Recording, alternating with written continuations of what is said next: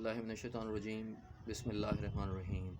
امام زین العابدین علیہ السلام فرماتے ہیں، جب ہم سایوں اور دوستوں کو یاد کرتے تو ان کے لیے یہ دعا فرماتے: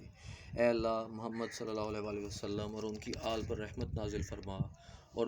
میری اس سلسلے میں بہترین نصرت فرما کہ میں اپنے ہمسایوں اور ان کے دوستوں کے حقوق کا لحاظ رکھوں، جو ہمارے حق کے پہچاننے والے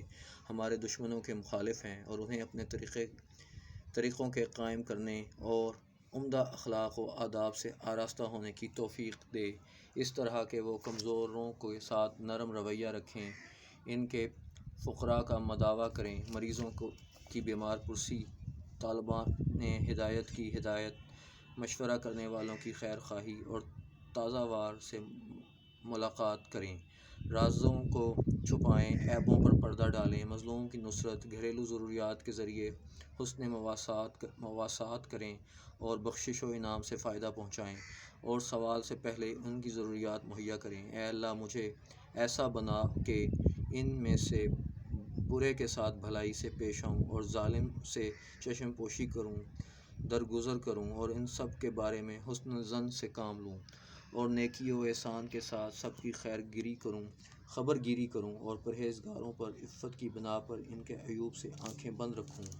تواضع اور فروتی کی روح سے ان سے نرم رویہ اختیار کروں، شفقت کی بنا پر مصیبت زدہ کی دلجوئی کروں، اور ان کی غیبت میں بھی ان کی محبت کو دل میں ہی لیے رہوں، اور خلوص کی بنا پر ان کے ساتھ سدا نعمتوں کا رہنا پسند کروں، جو چیزیں اپنے خاص قریبیوں کے لیے ضروری سمجھوں ان کے لیے بھی ضروری سمجھوں، جو مراد اپنے مخصوصین سے کروں وہی مراد ان سے بھی کروں۔ اے اللہ، محمد صلی اللہ علیہ وسلم اور ان کی آل پر رحمت نازل فرما، اور مجھے بھی ان سے ویسے ہی سلوک کا روا قرار دے، اور جو چیز ان کے پاس ہے ان میں میرا حصہ وافر قرار دے، اور انہیں میرے حق کی بصیرت اور میرے فضل و برتری کی مغفرت